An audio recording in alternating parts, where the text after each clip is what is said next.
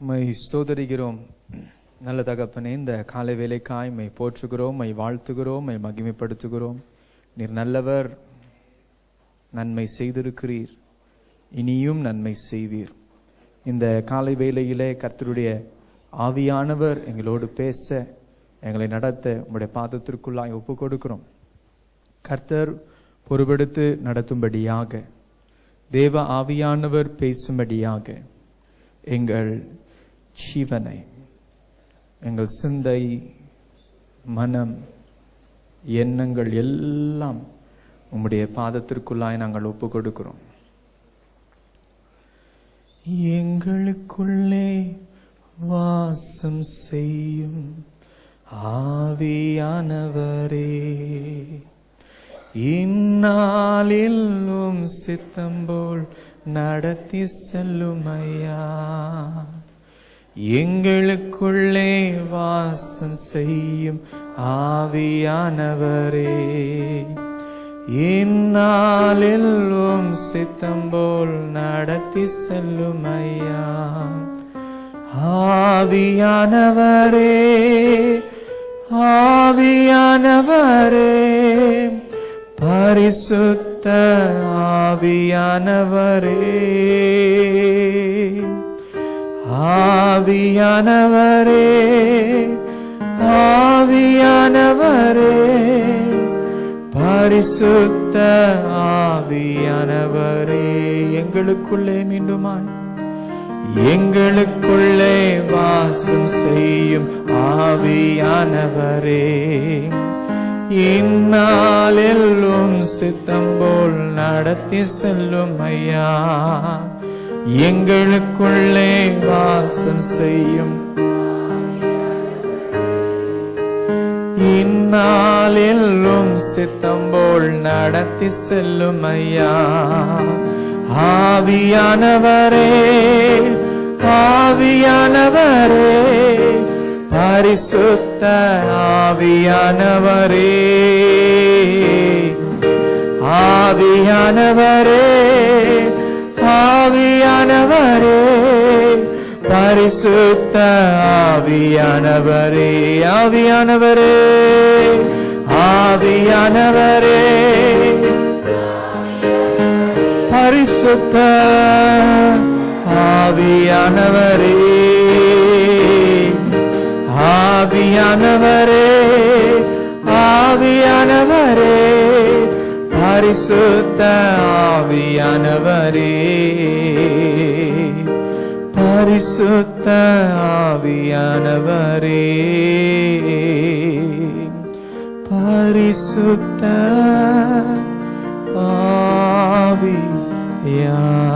ஆவியானவரே. பரிசுத்த ஆவியானவர் சகல சத்தியத்திற்குள்ளும் நடத்துகிறவர் நீரையா. மனுஷன் ஞானத்தில் அல்ல, பலத்தில் அல்ல, பரிசுத்த ஆவியானவருடைய அபிஷேகத்தோடு வல்லமையோடு நீர் பேச, நீர் வெளிப்பட நாங்கள் எங்களை தாழ்த்தி முற்றிலும் முழுமையாய் அர்ப்பணம் செய்கிறோம். கர்த்தர் பொறுப்பெடுத்து நடத்தும்படியாய் இயேசுவின் நாமத்தில் ஜெபிக்கிறோம் எங்கள் நல்ல பிதாவே, ஆமென். ஹல்லேலூயா, ஹல்லேலூயா. கர்த்தருடைய சமூகத்தில் உங்களை மீண்டுமாய் சந்தித்து தேவனுடைய ஊழியத்தை தொடர்ந்து செய்கிற இந்த பாக்கியத்திற்காய் கர்த்தரை ஸ்தோத்திரிக்கிறேன். Praise God and thank God for this opportunity to be with you again, to minister, to share God's word with each one of you this morning.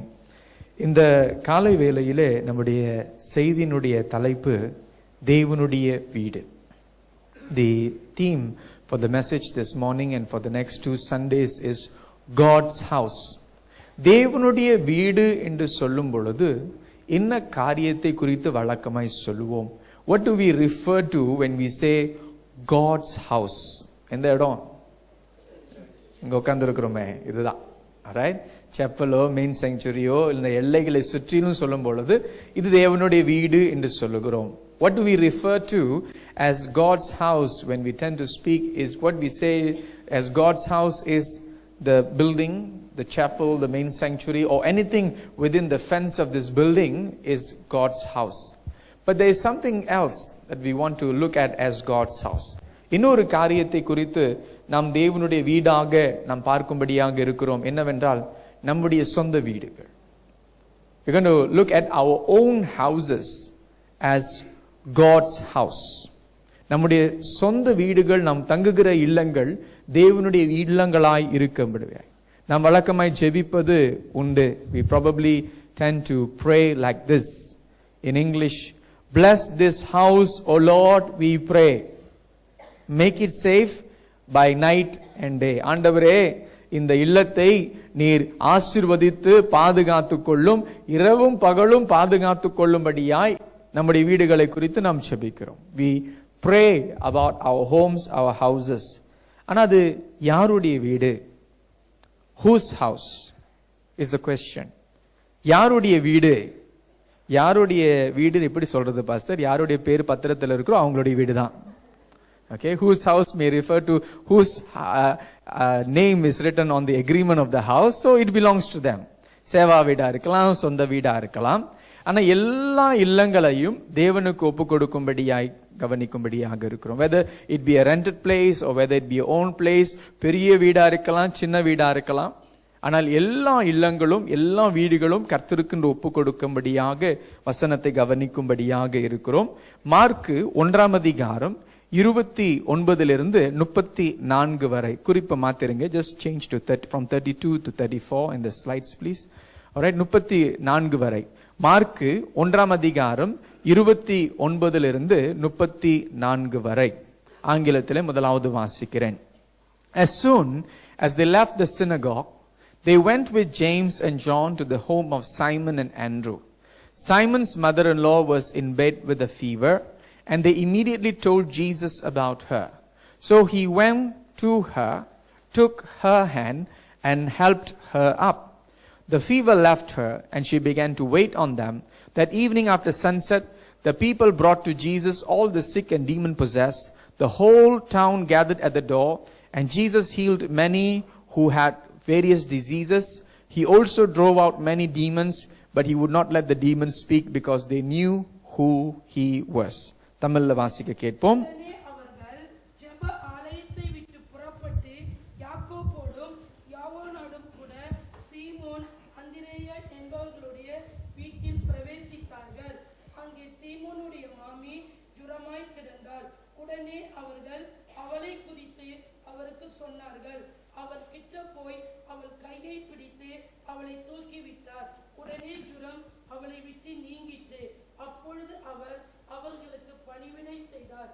சாயங்காலமாகி சூரியன் அஸ்தமித்த போது சகல பிணியாளிகளையும் பிசாசு பிடித்தவர்களையும் அவரிடத்தில் கொண்டு வந்தார்கள். பட்டணத்தார் எல்லாரும் வீட்டு வாசலுக்கு முன்பாக கூடி வந்தார்கள்.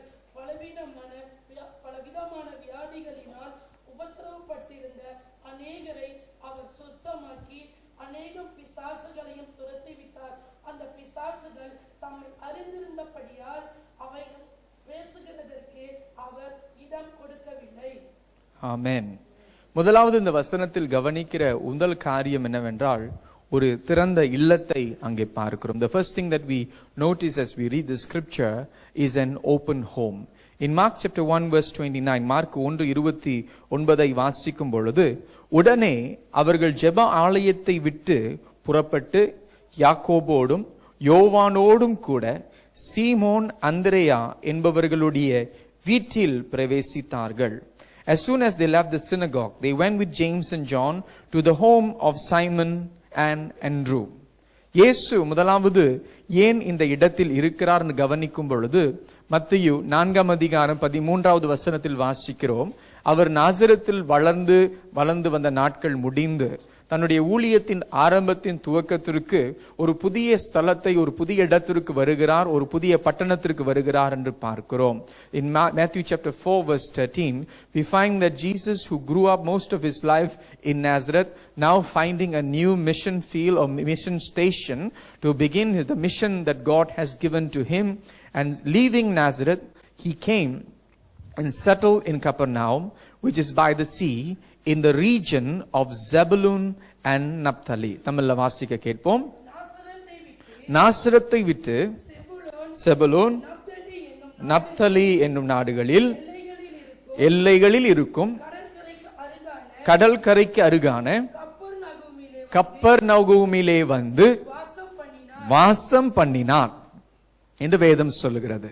இந்த கப்பர்நகூம் இந்நாட்களிலே நீங்கள் அங்கே போய் பார்ப்பதற்கு பிரயாணம் போவீர்கள் என்றால் அது இயேசுவின் பட்டணம் என்ற இப்படிப்பட்ட அடையாளங்கள் அங்கே போட்டிருக்கும். If you go to the city or the what is remains the ruins of Capernaum today, you will find that it is referred to as the town of Jesus.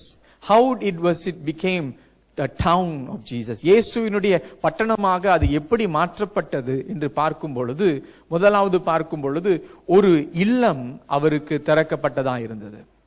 A home was open to him. A house was open to him.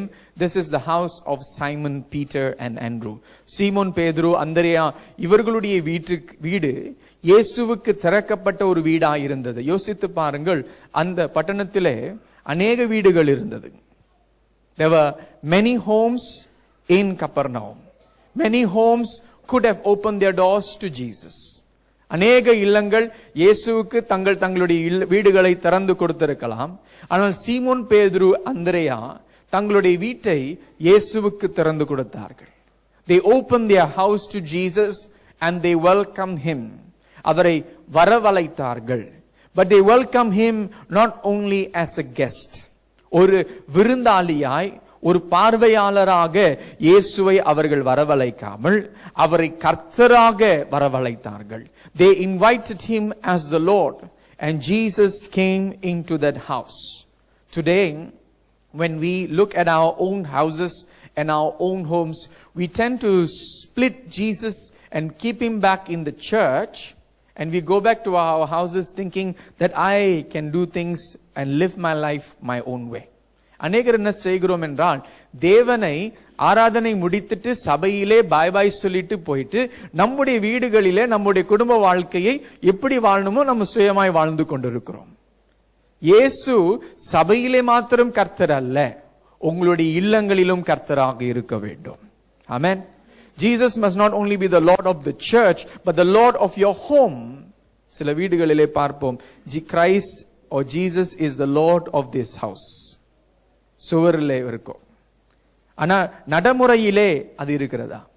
We may find these plaques or writings on the wall which says Christ is the Lord of this house, but in practice, does that really happen? Do we really find Jesus as the Lord of this house? In the movie, the Christian movie War Room என்ற ஒரு கிறிஸ்துவ படத்துல அங்கே அந்த ஒரு நடிகை சகோதரி Elizabeth என்றவர்கள் அவர்கள் ஒரு குறிப்பிட்ட ஒரு சம்பவத்தில் ஜெபிக்கும் பொழுது இந்த வார்த்தைகளை அவர்கள் சொல்லுவார்கள். பிசாசினுடைய காரியங்களுக்கு எதிர்த்து ஜெபிக்கும் பொழுது இந்த வார்த்தைகளை சொல்லுவார்கள். In the movie War Room, Elizabeth was a character in the movie. When she's praying and casting out the demonic works in the house, she makes a proclamation, ஒரு அறிக்கை. அந்த அறிக்கை என்னவென்றால், she makes a proclamation that Jesus is the Lord of this house. இயேசு என்னுடைய இந்த வீட்டின் கர்த்தராக இருக்கிறார் என்ற ஒரு அறிக்கை செய்வார்கள். But not only proclaiming, but practicing. இயேசு நம்முடைய இல்லத்தில் ஒரு விருந்தாளியாக, கிறிஸ்துமஸ்க்கு வந்துட்டு போயிருப்பாங்க விருந்தாளிங்க நிறைய பேர், அவங்க வந்துட்டு போயிட்டாங்க, அவர்களோடு இயேசுவும் போயிட்டாரோ? ஏன்னா அவருக்கு கொடுக்க வேண்டிய கணத்தை கொடுக்காமல், there are times that we don't give him the honor that he truly deserves. We don't give him the worship that he truly deserves. We don't make him the Lord of our house. Just a mere guest, a normal guest that comes and goes. But we must learn to not only invite Jesus, but to accept Jesus as the Lord of our life, the Lord of our family, the Lord of our house, the Lord of our home. கர்த்தரை நம்முடைய வாழ்க்கையின் கர்த்தராக இயேசுவை நாம் ஏற்றுக்கொள்ள வேண்டும். குடும்பத்தின் கர்த்தராக அவரை நாம் ஏற்றுக்கொள்ள வேண்டும். நம்முடைய இல்லத்தின் கர்த்தராக அவரை நாம் ஏற்றுக்கொள்ள வேண்டும். இன்றைக்கு ஒரு கேள்வி, என்னுடைய குடும்பத்திலே கர்த்தராக இருக்கிறாரா? Is the Lord of my family, the Lord of my house? இது எப்படி யோசிக்க கூடும் என்றால், நாம் எடுக்கிற தீர்மானங்கள், think about the decisions that you make. எடுக்கிற தீர்மானங்கள் சுயமாய் நம்முடைய அனுபவத்தின் பிரகாரமாய் எடுக்கிறோமா, இல்ல ஜெபத்தில் கர்த்தரை சார்ந்து ஆண்டவருடைய ஆலோசனை எதிர்பார்த்து எடுக்கிறோமா? One way you can measure this is the decisions that we make. When we make those decisions, are we reliant upon the guidance of the Lord? Even if it's a simple thing, even it's a menial small thing, you are going back again asking God, how do I do this? How do I deal with this? And that are the moments that will truly test and show us, is Jesus the Lord of your house? Is Jesus the Lord of your family? இயேசு உங்களுடைய வாழ்க்கையின் குடும்பத்தில் காரியங்களிலே கர்த்தராய் இருக்கிறாரா இல்லையா என்ற வித்தியாசம் இதில் தான் தெரிகிறது. அவரை எவ்வளவுக்கு எவ்வளவாய் நம்முடைய குடும்பத்தில் ஒரு பங்காளியாய் மாத்திரமே அல்ல, அவர் கர்த்தராய் நாம் அவரை சார்ந்து இருக்கிறோம் என்ற ஒரு கேள்வி. Just ask yourself, how much do we ask him? How much do we rely upon him? How much do we depend on him? ஒரு இல்லம் இயேசுவுக்கு திறக்கப்பட்டது. One home was open to the Lord, and the Lord entered into that home. அந்த இல்லத்திற்குள்ளாய் நுழைவது மாத்திரமே அல்ல, அந்த இல்லம் ஒரு சுகத்தை கொடுக்கிற இல்லமாய் மாறினது. Hallelujah. The home was open to Jesus, and the home became a healing place, a healing home, a place where God's healing came into that place. I read from Mark chapter 1 verse 30 and 31.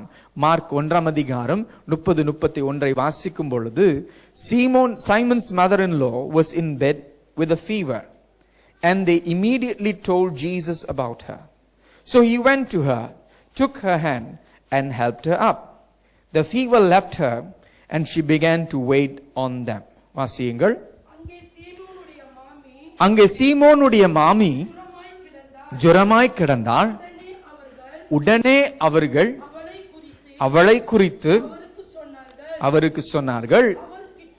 அவர்கிட்ட போய் கையை பிடித்து அவரை தூக்கி விட்டாள். உடனே ஜுரம் அவளை விட்டு நீங்கிற்று. அவள் அவர்களுக்கு பணிவிடை செய்தாள். இந்த சூழ்நிலையிலே பார்க்கிறோம், இயேசு அந்த தேவாலயத்தை விட்டு வெளியே வந்து அங்கே போயிருக்கிறவர்களுக்கு தெரியும், ரொம்ப தூரம் இல்லை. சீமோன் பேதுருடைய வீட்டு முதல்ல படத்துல பார்த்திருப்பீங்க, பார்க்கிறதுக்கு ஸ்பேஸ் ஷிப் மாதிரி இருக்கும். ஆனா அது வந்து சபை, ஆலயம். அங்கே சபை விட்டு வெளியே வந்த உடனே அந்த வீட்டை பார்க்கலாம், கட்டடத்தை பார்க்கலாம். இயேசு அந்த வீட்டிற்குள் நுழைந்து விட்டார். அந்த வீட்டில் ஒரு பிரச்சனை இருக்கிறது. ஒரு சகோதரி வியாதி படுக்கையிலே படுத்திருக்கிறார். A lady is lying sick with fever on her bed. இந்த படுத்திருக்கிற சூழ்நிலையிலே வியாதியின் தாக்குதலிலே இந்த குடும்பம் தத்தளித்து கொண்டிருக்கிறதை பார்க்கிறோம். ஆங்கிலத்தில் சொல்லுவார்கள், health is not valued till sickness come. வியாதி வரும் வரை நம்மளுக்கு இருக்கிற சுகத்தை நாம் அவ்வளவு பாராட்டுவதில்லை, அவ்வளவு கவனமாய் கவனிக்கிறதில்லை, அதற்காய் ஸ்தோத்திரம் செலுத்துவதில்லை. சுகமாய் இருக்கும் பொழுது தேவனை மறந்துடுறோம். When we are healthy, we tend to forget God. When illness comes, when we go through some problems or troubles of different kinds, that is when suddenly we remember there is a God. Maybe that's why sometimes God allows those things, so that we will remember him.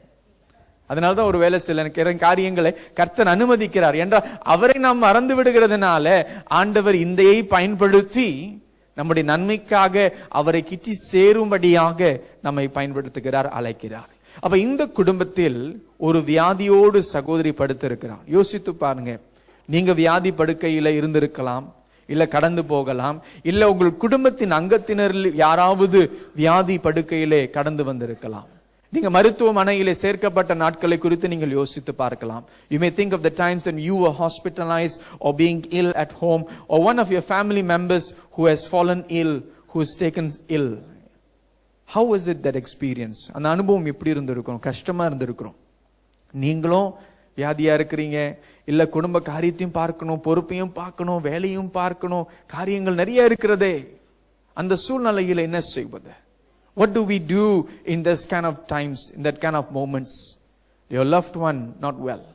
உங்களுடைய அன்பானவர்கள் அவர்கள் வியாதியிலே பலவீனத்திலே படுத்திருக்கிறார்கள்.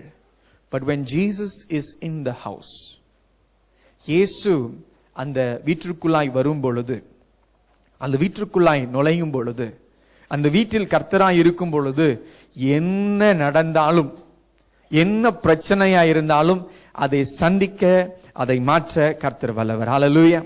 When Jesus is in the house, he is able, he is mighty, he is almighty to transform and change any and every situation, whether it be sickness or problem.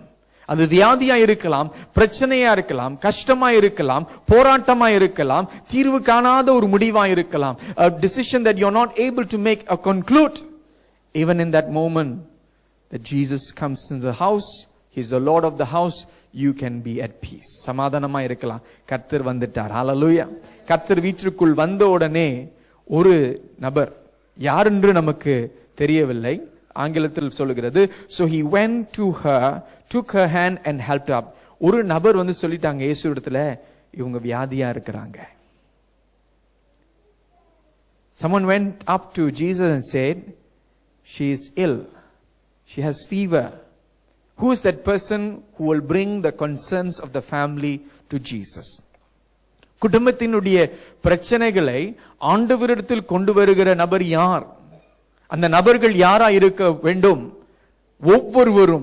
நாம் ஒவ்வொருவரும் அப்படிப்பட்ட நபர்களா இருக்க வேண்டும். Each one of us will have to play the role of people who bring our concerns, praying people. ஜெபிக்கிறவர்கள் குடும்பத்தில் இருக்க வேண்டும்.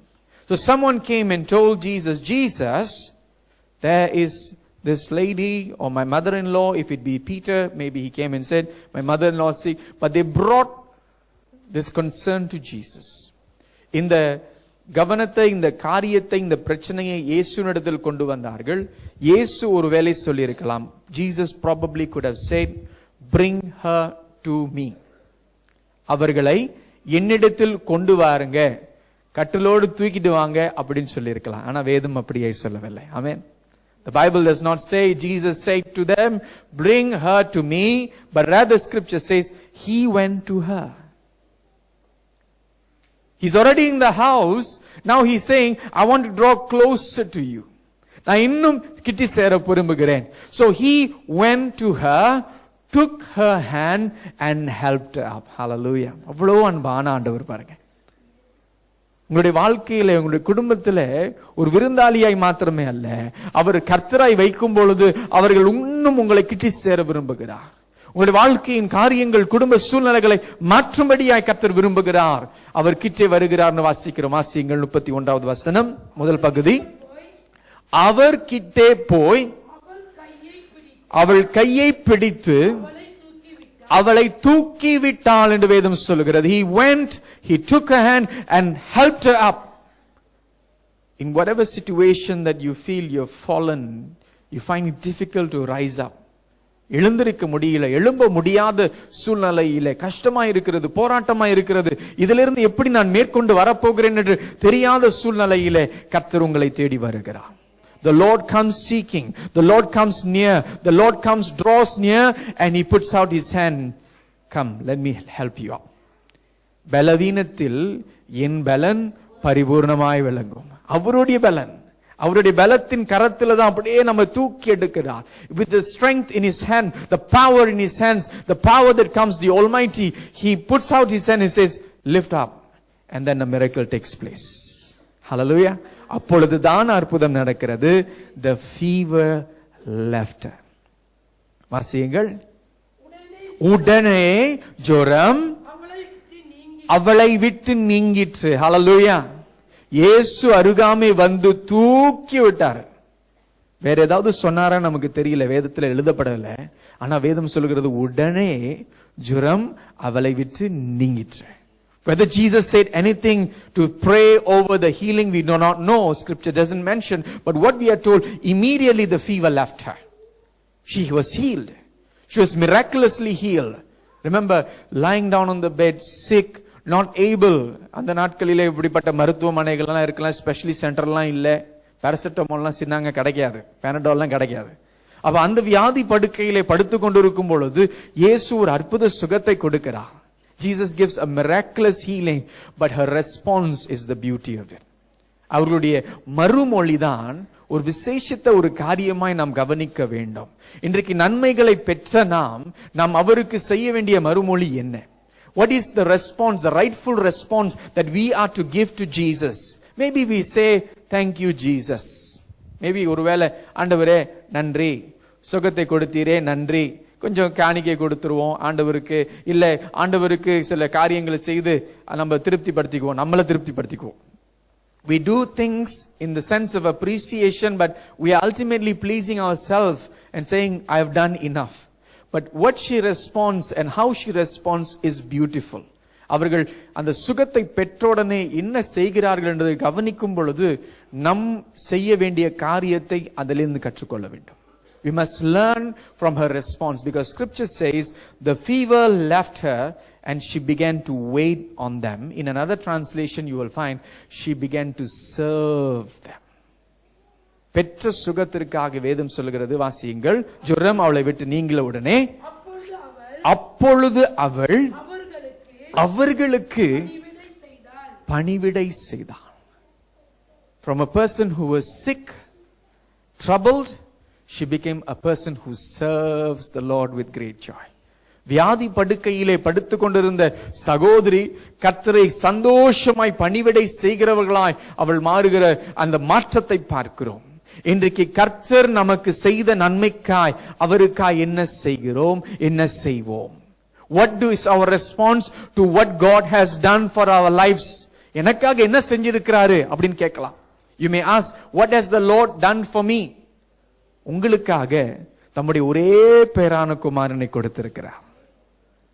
There is nothing else you can think about. Remember that he has given his one and only son for you and for me, to redeem us, நம்மை மீட்க, to save us, நம்மை ரட்சிக்க, நம்மை ரட்சிப்பதற்காக கொடுத்திருக்கிறார்.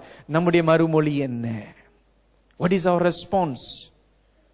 What is our response? சும்மா வந்துமா போணுமா?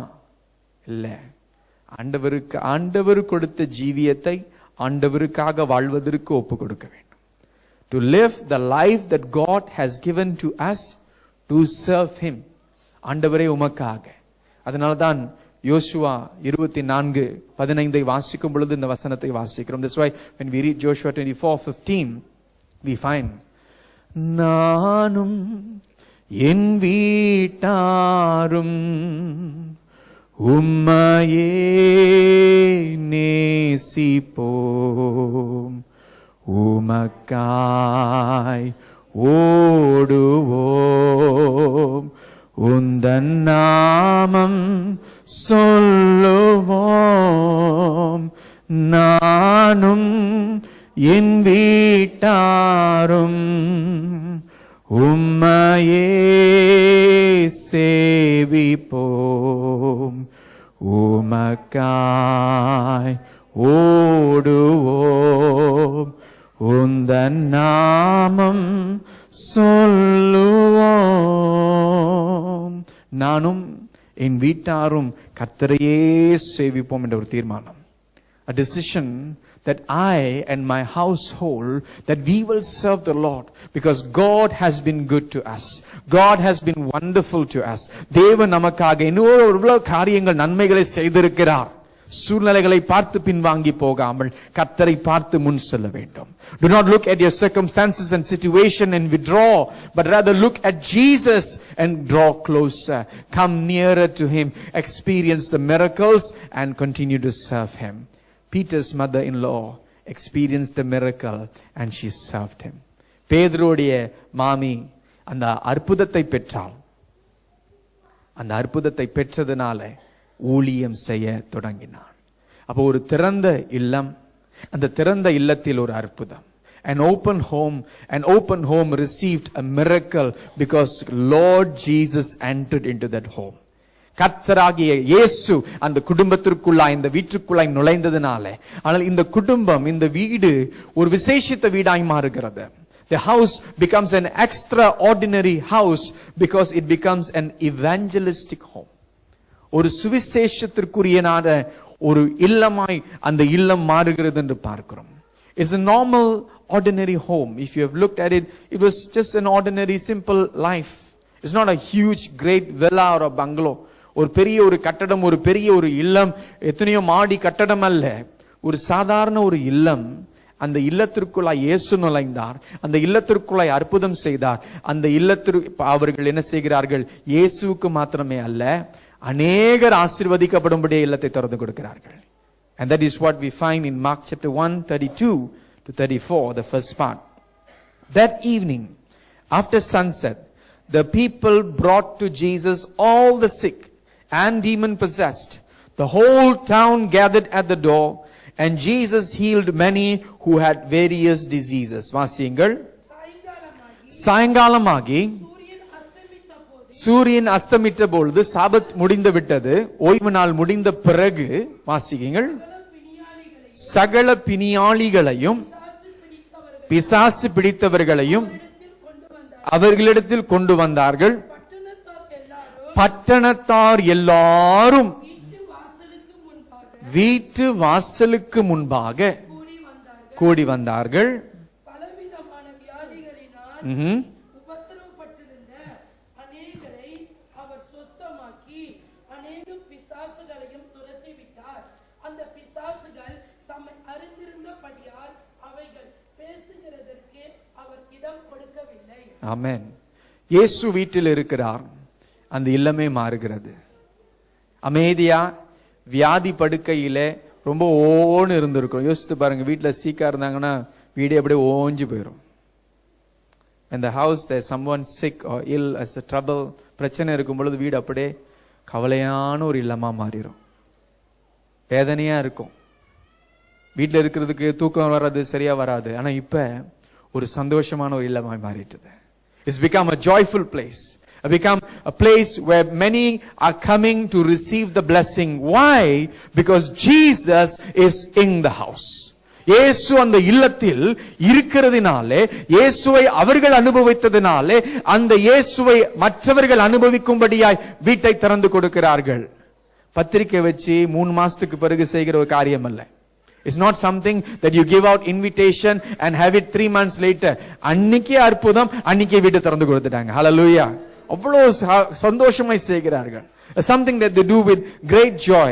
And scripture says in verse 33, the whole town gathered at the door. 33 வாசியுங்கள். பட்டணத்தார் எல்லாரும் வீட்டு வாசலுக்கு முன்பாக கூடி வந்தார்கள். இதற்கு பிறகு முன்ன எத்தனை பேர் வந்தாங்கன்னு நமக்கு தெரியல. அந்த வீட்டை கவனிச்சிருப்பாங்களா கூட நமக்கு தெரியல. Before this, we do not know how many people even looked at the house or came near the house. But now scripture says, because Jesus is in the house, the whole city was gathered at the door. அந்த வாசலுக்கு முன்பாக எல்லா பட்டணத்தாரும் அங்கே கூடி வந்திருக்கிறார்கள். யாரை பார்ப்பதற்கு? இந்த இயேசுவை பார்ப்பதற்கு. அந்த வீட்டிற்கு எவ்வளவு பெருமையா இருந்திருக்கும். நான் சாதாரண ஒரு வீடா இருந்தேன். I was a normal ordinary house. But because Jesus is in the house, I have become extraordinary house. ஒரு விசேஷித்த வீடு. But one important thing, they were at the door and the door is open. அவர்கள் அந்த வாசல் அருகே நின்று கொண்டிருக்கிறார்கள். அந்த வாசல் திறந்த வாசலா இருந்தது. அநேகர் ஆசீர்வதிக்கப்படும்படியாய் அந்த வாசல் திறந்திருக்கிறது. நம்முடைய வீட்டின் வாசல், நமக்கு தேவன் கொடுத்த அந்த ஆசீர்வாதம் மற்றவர்களுக்கு திறந்திருக்கிறதா? மற்றவர்கள் ஆசீர்வதிக்கப்படும்படியாக நாம் திறந்து கொடுக்க ஆயத்தமாயிருக்கிறோம். The door was open to bless many. Our doors, our homes, our lives, our privacy open for the Lord to use for His glorious purpose. அவருடைய காரியங்களுக்காக தேவன் பயன்படுத்துவதற்கு ஆயத்தமாய் தேவன் ஒரு சாதாரண வீட்டிற்குள்ளாய் நுழைந்தார். அந்த சாதாரண வீட்டு கர்த்தர் விசேஷித்த வீடாய், அற்புதத்தின் வீடாய், அவர் மகிமையின் காரியத்தை செய்வதற்காக பயன்படுத்தினார். Jesus entered into the ordinary home. A home there was trouble, there was problem. But as they opened their home to Jesus, they received the miracle and they wanted everyone to receive miracle. Hallelujah. நான் மட்டும் இல்ல, நான் நல்லா இருந்தா மட்டும் போதாது, என்னை சுற்றிலும் வாழ்கிற குடும்பங்கள், என்னை சுற்றிலும் வாழ்கிற அந்த சமுதாயம் ஆசீர்வதிக்கப்படும்படியாய் அந்த வீட்டை திறந்து கொடுத்தார்கள். They not only open their home and say, I want this Jesus. They say, I have this Jesus. I want to share this Jesus with others. The community that lives around us must be blessed through us. How open are we to open our doors? In Revelation chapter 3 verse 20, வெளிப்படுத்தின விசேஷம் 3:20 வாசிக்கும் பொழுது, வழக்கமாய் நமக்கு வாசிக்கும் பொழுது நம்முடைய இருதயத்தின் வாசலை குறித்து தான் பேசுவோம்.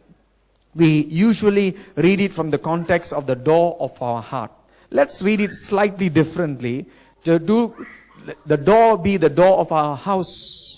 இந்த வாசல் நம்முடைய குடும்பத்தின் வீட்டினுடைய வாசலாக நாம் வாசிக்கும் பொழுது, இதோ கர்த்தர் சொல்லுகிறார், இதோ வாசப்படியில் நின்று கதவை தட்டுகிறேன். இந்த வாசல் உங்க வீட்டு வாசல். எங்க வீட்டுல பெல் இருக்கு பாஸ்டர், பெல் தான் இருப்பேன். You may say I have a doorbell, then maybe the Lord will press the doorbell, but he is standing at the door and knocking. இதோ வாசப்படியில் நின்று கதவை தட்டுகிறேன்.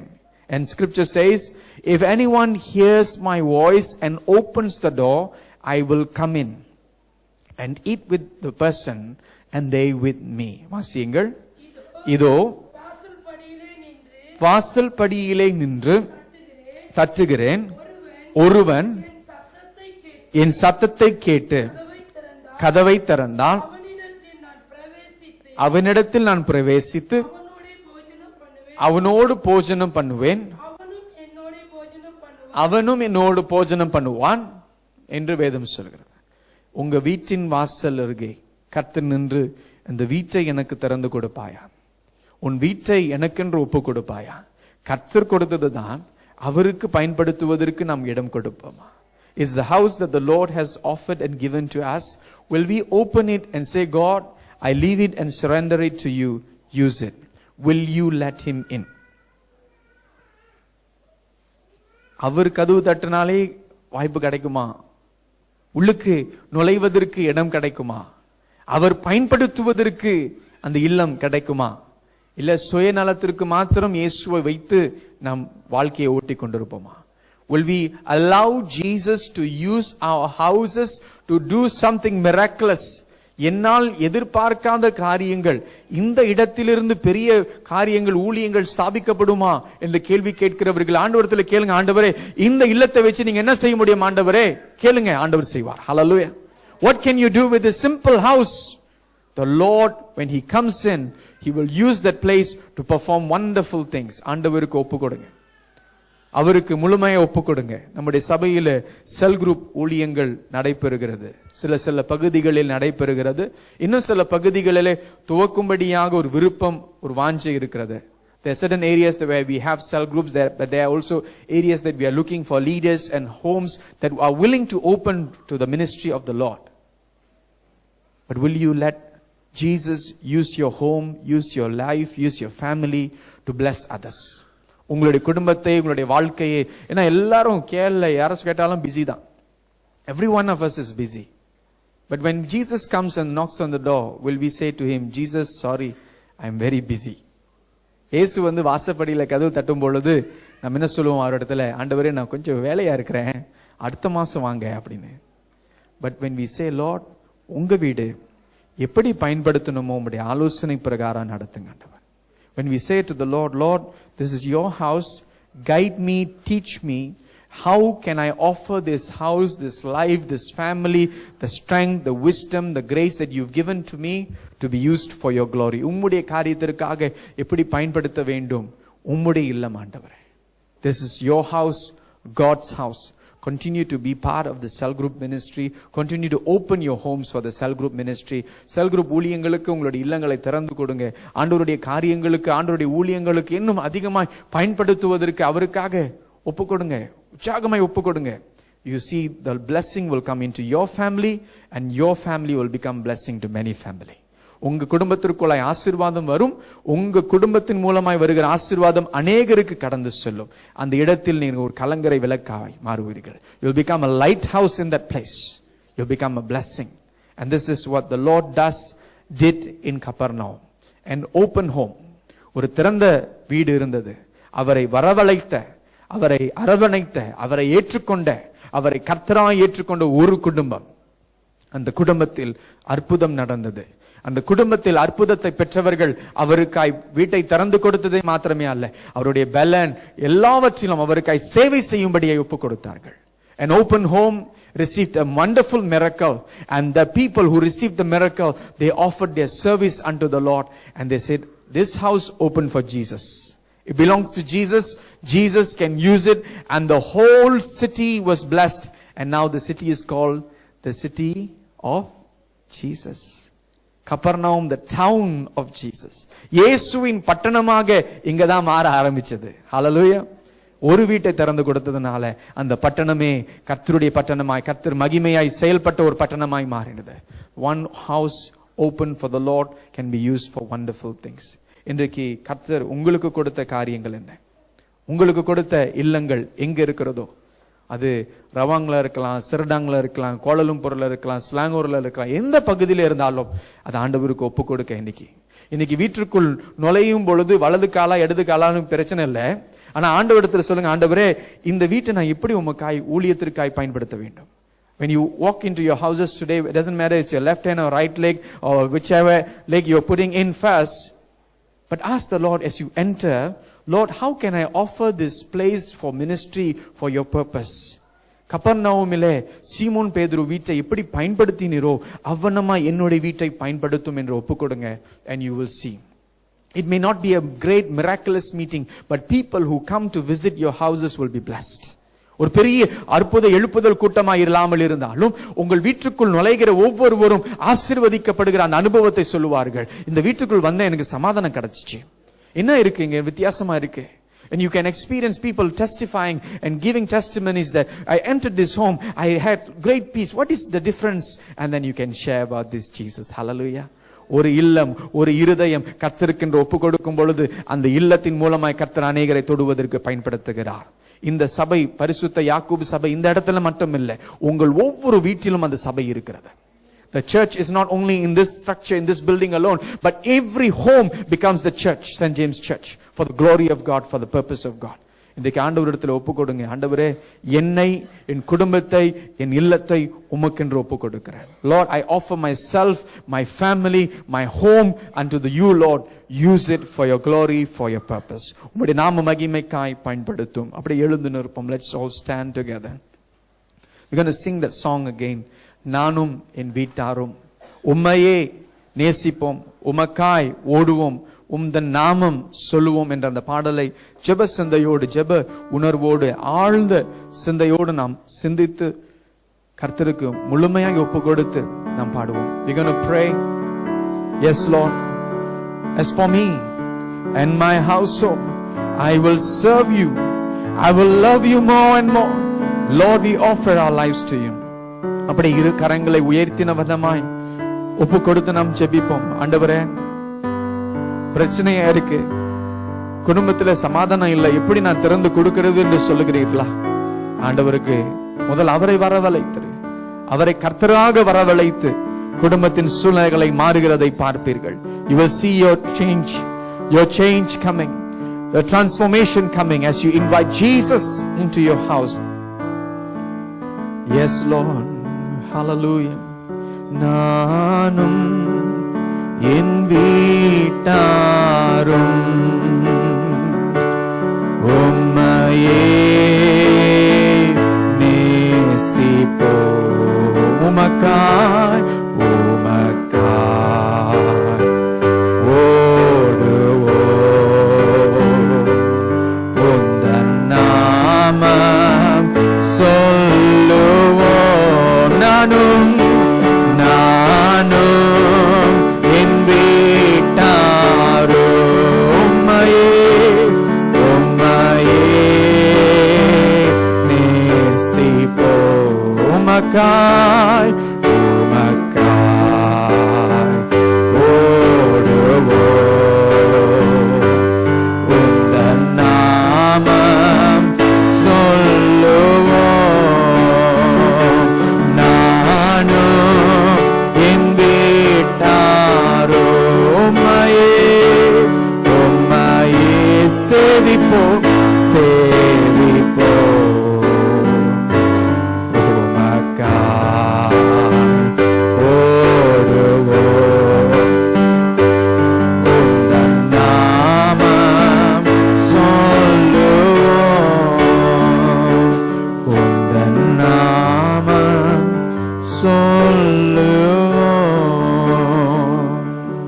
வேதத்தை வாசித்துக் கொண்டிருக்கிற நேரத்தில் நீங்கள் ஒருவேளை குடும்பமாய் அமர்ந்திருப்பீர்கள் என்றால் உங்களுடைய குடும்பத்தினருடைய கரங்களை பிடித்துக் கொண்டு ஜெபியுங்கள். If you are seated with your family, just hold the hands of the family members and pray with them.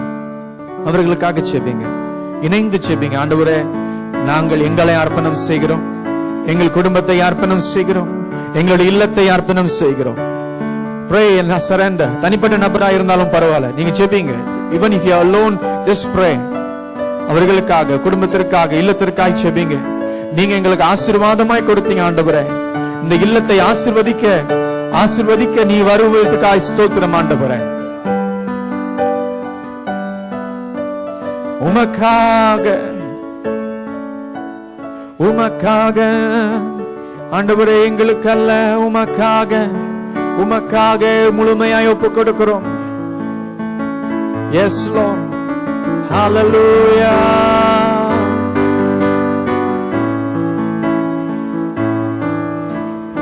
உமக்காக தானே ஐயா நான் உயிர் வாழ்கிறேன் ஐயா, உமக்காக தானே ஐயா நான் உயிர் வாழ்கிறேன் ஐயா, இந்த உடலும் உள்ளமெல்லாம் அன்பர் உமக்காக தானே ஐயா, இந்த உடலும் உள்ளமெல்லாம் அன்பர் உமக்காக தானே, உமக்காக தானே ஐயா நாங்கள் உயிர் வாழ்கிறோம் ஐயா. எங்கள் குடும்பம் இல்லம் எல்லாம் அன்பர் உமக்காக தானே ஐயா என்று பாட போகிறோம். எங்கள் குடும்பம் இல்லம் எல்லாம் அன்பர் உமக்காக தானே ஐயா என்று பாட போகிறோம். அந்த பாடும் பொழுது ஒப்பு கொடுப்போமாய் இரண்டு காரியங்கள் திடீர்னு ஆண்டவர் உணர்த்துகிறார். நான் ரட்சிக்கப்படுகிற அனுபவம், முதலாவது கர்த்தருடைய காரியங்களுக்கு ஒப்பு கொடுக்கப்படுவதற்கு அனுபவத்திற்கு சண்டே ஸ்கூல், அது ஒரு வில்லத்துல தான் நான் கலரிங் செஞ்சு சந்தோஷமா போய் கற்றுக்கொண்டேன். I was exposed to Christianity by attending Sunday school in a house. I remember coloring the shepherd carrying the sheep, and that was how God was touching me. That was about 7-8 years old. When I was 17, I accepted the Lord in a house. 17 வயசா இருக்கும் பொழுது ஒரு வீட்டில தான் ரட்சிக்கப்பட்டேன். It was not a big church, it's a house. But how the Lord used a house, a family, a home to touch my life, I believe God has many lives to touch through your houses. அந்த பாடலை பாடும் பொழுது, என் குடும்பம் இல்லம் எல்லாம் அன்பர் உமக்காக தானே என்று ஒப்பு கொடுத்து நாம் பாடுகிறோம். உமக்காக தானே ஐயா நாங்கள் உயிர் வாழ்கிறோம் ஐயா, உமக்காக தானே ஐயா நாங்கள் வாழ்கிறோமே ஐயா, எங்கள் குடும்பம் இல்லமெல்லாம் அன்பர் உமக்காக தானே ஐயா, எங்கள் குடும்பம் இல்லமெல்லாம் அன்பர் உமக்காக தானே ஐயா, எங்கள் குடும்பம் இல்லமெல்லாம் அன்பர் உமக்காக தானே ஐயா. Yes Lord, nothing belongs to us. Everything we surrender to you. முழுவதும் ஒப்பு கொடுக்கிறோம், நீர் பயன்படுத்துங்க அப்பா. சாதாரணமான எங்கள் இல்லங்களை அதரிசனமான காரியங்களுக்கு பயன்படுத்துவீர் என்று செபிக்கிறோம். ஒப்பு கொடுக்கிறோம், திறந்து கொடுக்கிறோம், திறந்து கொடுக்கிறோம். தனிப்பட்ட விதமாய் ஒவ்வொரு உள்ளத்தில் நீர் வைத்திருக்கிற நோக்கங்கள் திட்டங்களை நிறைவேற்றும்படியே செபிக்கிறோம். Let there be a revival in our homes. Let there be a revival in our families. எங்கள் குடும்பங்களிலே, எங்களுடைய இல்லங்களிலே ஆண்டவரே ஒரு எழுப்புதலை காண செய்வீர் என்று செபிக்கிறோம். நீர் கர்த்தர், நீர் வாசம் செய்யும், ஆளுகை செய்யும் உம்முடைய சித்தத்தை நிறைவேற்றும்படியாய் நாங்கள் செபிக்கிறோம். எங்கள் குடும்பம் இல்லமெல்லாம் அன்பருமக்காக தானே ஐயா. எங்கள் குடும்பம் இல்லமெல்லாம் அன்பருமக்காக தானே ஐயா. மீண்டுமாய் சொல்லுவோம். எங்கள் குடும்பம் இல்லமெல்லாம் அன்பருமக்காக தானே. நாங்கள் எங்களை, எங்கள் குடும்பங்களை, எங்கள் இல்லங்களை முற்றிலும் முழுமையாய் அர்ப்பணம் செய்கிறோம். எங்களுக்கு அல்ல, உம்முடைய நாம மகிமை உண்டாவதற்கே ஒப்பு கொடுக்கிறோம். நீர் பெருகவும் நாங்கள் சிறுகவும் வேண்டும். உம்முடைய நாமம் உயர்த்தப்பட வேண்டும். நாங்கள் தங்கியிருக்கிற அந்த சமுதாயம் ஆசீர்வதிக்கப்பட, கர்த்தருடைய நாமம் உயர்த்தப்பட கிருபை செய்யும்படியாய் எல்லாவற்றையும் இரட்சகரும் மீட்பரும் ஆகிய இயேசு கிறிஸ்துவை முன்னிட்டு ஜெபிக்கிறோம் எங்கள் நல்ல பிதாவே, ஆமென். கர்த்தருடைய நாம மகிமைக்காய் ஒரு பெரிய கரம் தட்டு கொடுப்போம்.